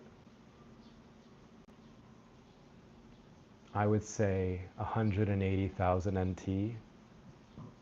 You can convert that to whatever currency that, you know, whatever you're using, is enough to live pretty comfortably here for 3 months. Gives you enough where you could travel on the island. It gives you enough where you can eat at all kinds of different types of restaurants. So 3 months, 180 grand NT. I think that ought to do it. You could do it for less, definitely, but 180 would be a pretty good ballpark, I would say. Sorry, where was I? Lawrence Bilton says, I went to a Tim's in, that's Tim Hortons, by the way, in Manchester, UK. It was okay. Not how I remembered the coffee or donuts back when I was last in Canada, which was in the mid-2000s. Yeah, interesting. I wonder how different it is in the UK compared to Canada, actually. Gryler says, not like Twitch where you only get a cut of the subs and donations. I don't know how Twitch works. I've never been on Twitch. But no, I don't get paid. So my subscriber count doesn't matter as far as money is concerned. I don't get paid for having more subscribers. You get paid purely off views, and that's it. And super chats, and people who join members. But subscriber has no effect on your money. I think a lot of the West is suffering with heavy inflation. In Taiwan, inflation hasn't been too bad, except for property and rental prices. Yeah, no, that's very true. You're right. John the B123 says that, and you're right. I don't disagree with anything you said there. Kat, my good friend Kat, she's here, says, Tim's has definitely gone downhill. And she says, hi. Yeah, I didn't realize it got worse. I just thought maybe like my taste had evolved and I realized it was shit, but that's interesting. Francis says, sorry, I live in Montreal and have never been to Tim Hortons. And you don't have a reason to. Montreal, when I said Canada has really garbage food, I'm leaving out Quebec and Montreal, out of that. Montreal has amazing food and very good cafes as well. This person is a Japanese name that I can't read. In my opinion, Taiwan's development of soft power is becoming increasingly difficult over the past 15 years. New talent in music and TV dramas has declined. He also says high housing costs and a shrinking 0 to 20 age group indicate a future labor force drop to 80% without foreign talent policies. This will impact industry severely, hindering soft power growth. And you are correct. I agree with you. And that all is one big problem that it's actually a problem that Taiwan and China both share, that they're both going to have to deal with somehow. I'm not smart enough to know the answer to that. Brian Smith says, I enjoy when you get out there and show us Taiwan. And I think I said Kat somewhere says also, Kat says, I enjoy your motorcycle vlogs. And I appreciate that. Yeah.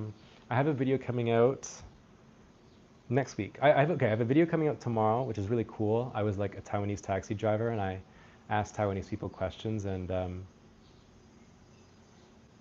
that was fun, and that video is coming out tomorrow. But next week I like walked around a bit and I talked about what the most dangerous part about my life here is in Taiwan, and I asked a few other people that question as well.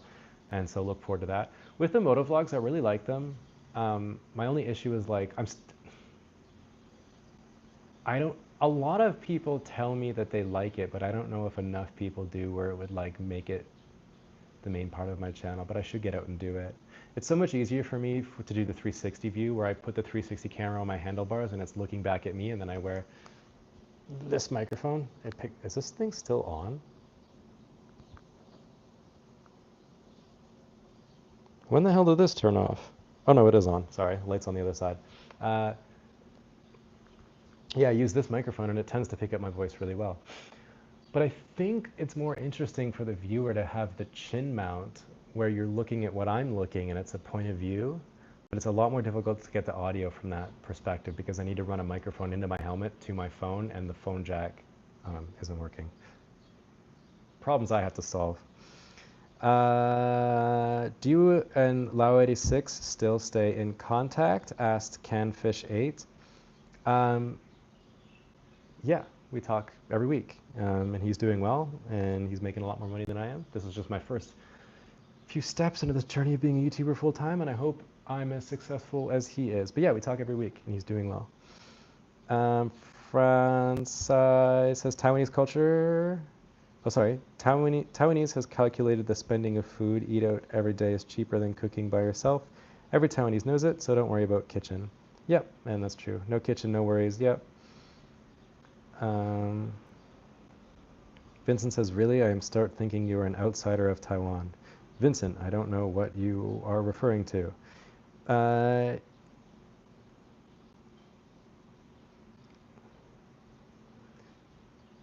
Greg and Lawrence are talking to each other. Martin Van Owen says Toronto food also is very good. I haven't been into Toronto that much. I went in the summer. It was like, meh. Also very like Toronto, again, like huge chain restaurants that I just found were like okay. Do you like to ride motorcycles? Have you tried riding around all of Taiwan Islands like Taiwanese young guys do? Yeah, so that's called a huandao in Chinese or Taiwanese, and I've done a bunch of huandaos, and it's fun. I really like it. I plan on buying saddlebags for my motorcycle and going around the island. That would be really cool. I just need to plan out what I'm going to do in each city, because I can't just like get on my bike, grab a camera, and go and not plan it. That's just not worth watching or worth shooting. Would most foreign Taiwan YouTubers really stay in Taiwan if war broke out? Some say they'd do it, but I feel like the realities of war would make anyone who could leave actually leave. Good question. That's, I don't know, on an individual level, I think I would stay as long as I could, but for how long, I can't say. And I just got another super chat from Chris, so I appreciate you, Chris. Thank you so much. He says, spending half my life in Montreal, the most visible homeless/addict group were indigenous people, mostly Mohawks. Do you feel like Taiwan's indigenous are treated better or worse than Canada? I don't know if they're treated better or worse, but there are similar stories. So when the Japanese controlled Taiwan, the Taiwanese didn't really put up too much of a resistance. There was some resistance, so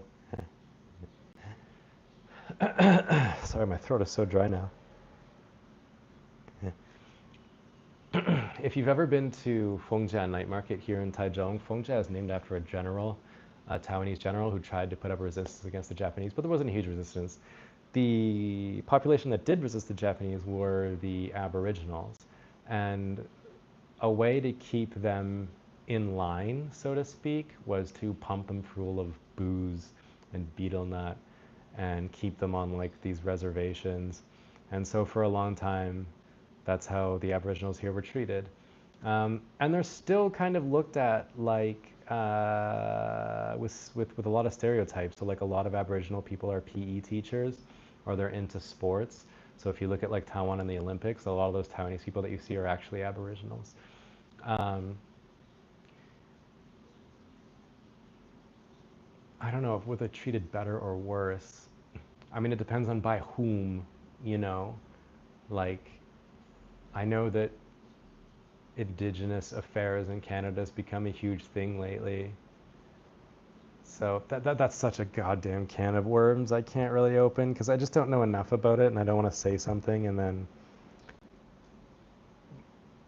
get upset at me for saying the wrong thing. Um, these days, okay, I can say that these days Taiwanese Indigenous people are treated just like regular Taiwanese people for the most part, aside from those stereotypes that I mentioned. Hey, if you come to Taiwan, try Aboriginal food, man. It's really good. There's a restaurant here in Taichung that we go to pretty often called Remember to Go Home. That's the English, or 记得回家 is the Chinese word name, and their food is so good. It's so good. They use a lot of like really fresh ingredients, like cucumbers, cilantro, tomatoes with like fried chicken and like lime, and it's almost got like a Mexican flair. It's got that really nice like spring freshness to it. Jesus Christ, it's so good. So yeah. Kat asks, what happened to taking the mattress in the back of a truck and taking it around the island? I'm still doing it. That is another huandao, which is again the Chinese or Taiwanese word for going around the island. I just have to plan out more. I'm thinking about taking my buddy Kiwi because he's leaving Taiwan. I just have to figure out when he's finishing work, and then I have to plan out different activities for him to try at the different places we'll stop in Taiwan. But that is definitely still happening. Look forward to that. I can't wait to shoot that. That's going to be like one of the bigger projects that I've done. Okay. Taiwan has very low inflation. You can come to save money. Yeah, I mean it's going up, but it is a lot cheaper than the West.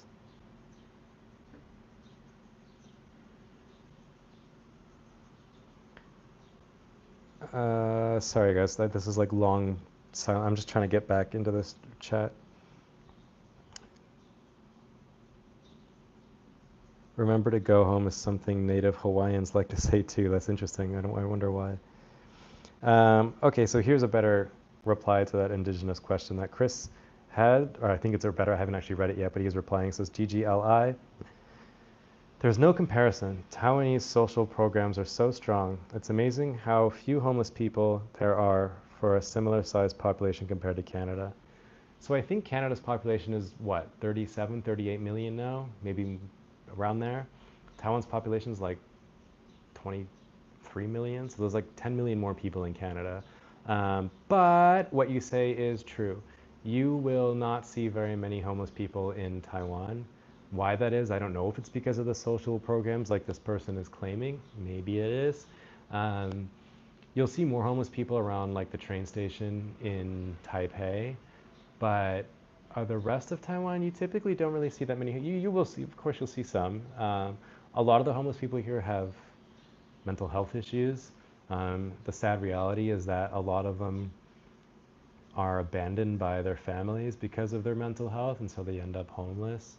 I remember when I was living in China, I was dating this girl, and her aunt had some kind of mental illness. I don't know what it was, but it made her kind of socially a little bit odd. And I remember we were having dinner together at her parents' house, and we're all sat around the table eating, but her aunt was at a table by herself, and I asked my ex at the time, I was like, why isn't, you know, can't your aunt come and sit with us and eat? And she was like, no, they keep her away. And her aunt like never goes outside, and she's completely locked into her own house. So she doesn't like embarrass the family. So people with mental health issues here, I would argue, are treated way worse than Indigenous people are in Canada or Taiwan. Okay. How might you deal with writer's block? I feel like I'd run out of ideas for YouTube after a week. Yeah, that's definitely a huge issue. Oh, Jesus Christ, I almost ripped my computer charger out of the wall. Yeah, it's hard. Writer's block is hard, but you know, luckily I have people that do the same thing as me, like Alan and a few other people, and we sit down and we talk about ideas and flesh them out and see what works. And I think one of the things I had to start doing is pumping up more content because my views are down. But it is hard. It happens a lot, and it's really stressful when like you can't think of a new idea and you're just sat there and like it's almost like the more you try to think of an idea, the more difficult it is to come up with one.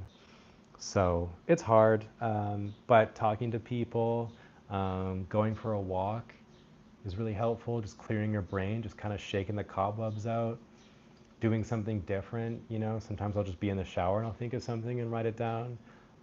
Every time I have an idea, I write it down in the notes in my phone. So that's typically how I deal with it. But you are right, it's hard. Because, you know, think about it, like you might have a lot to say.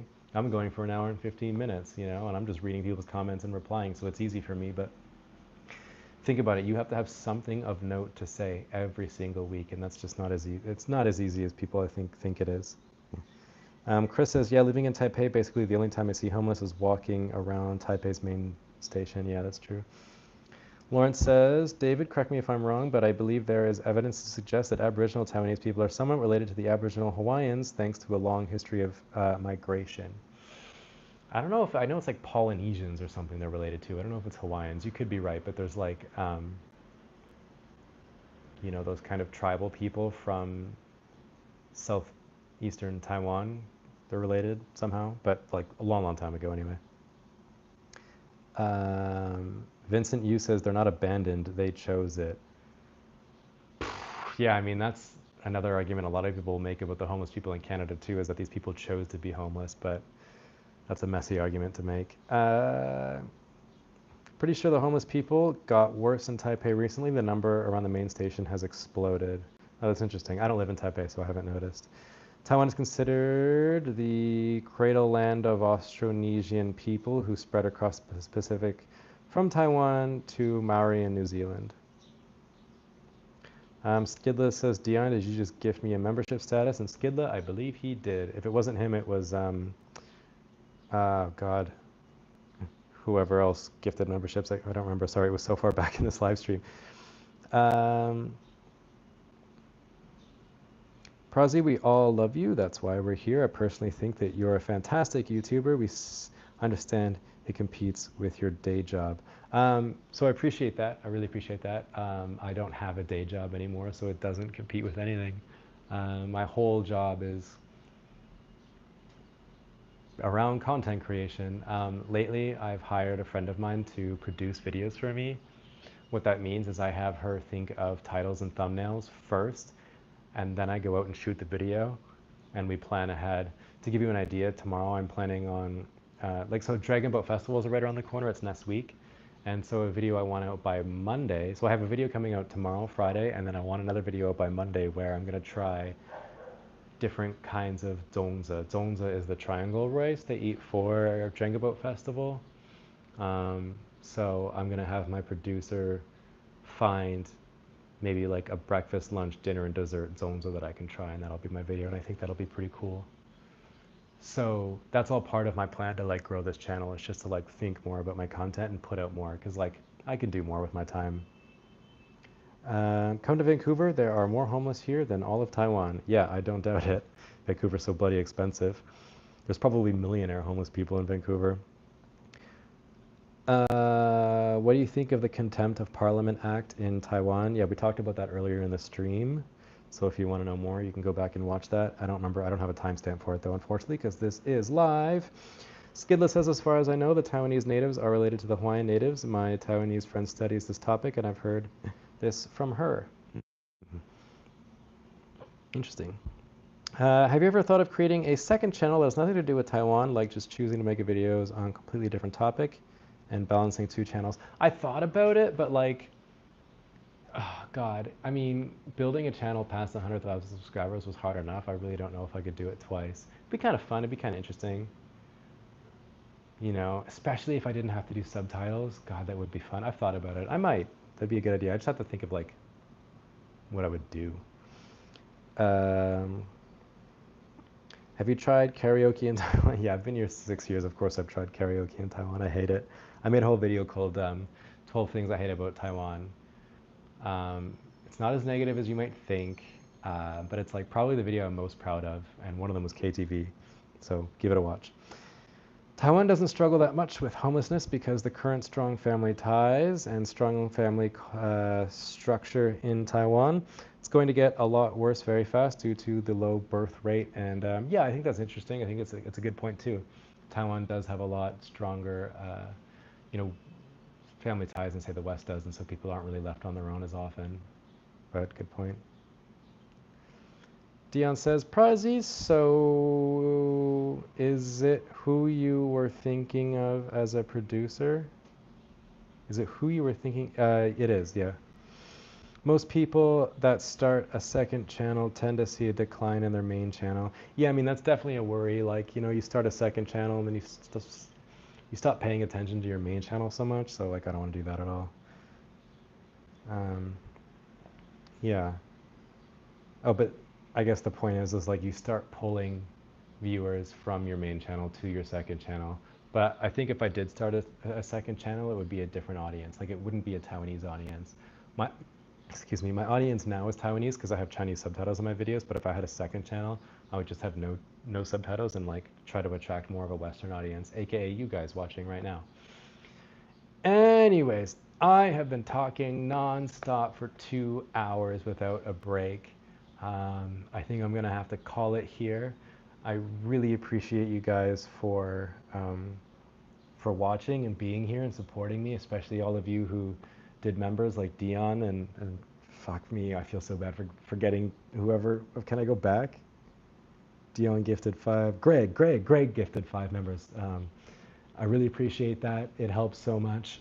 I'm trying my best to build this channel and do my thing, and having you guys on the stream is really great, and I really appreciate it. And hopefully I can do it every single week. I don't want to say that because I say that a lot, where like I'll do a live stream every week and then I don't. So I don't want to say that, but if I do it, it'll probably be around now. So like right now is today Thursday? I think today's Thursday, around noon. I'm gonna try these live streams and just like sit and chat and hang out with you guys. And it's fun, and like I have the time to do it, and there's no excuse not to do it. So if we do this live stream again, it'll probably be next week around this time. If not, you can follow me on Instagram, and I'll let you guys know there. But appreciate you guys. Thank you so much.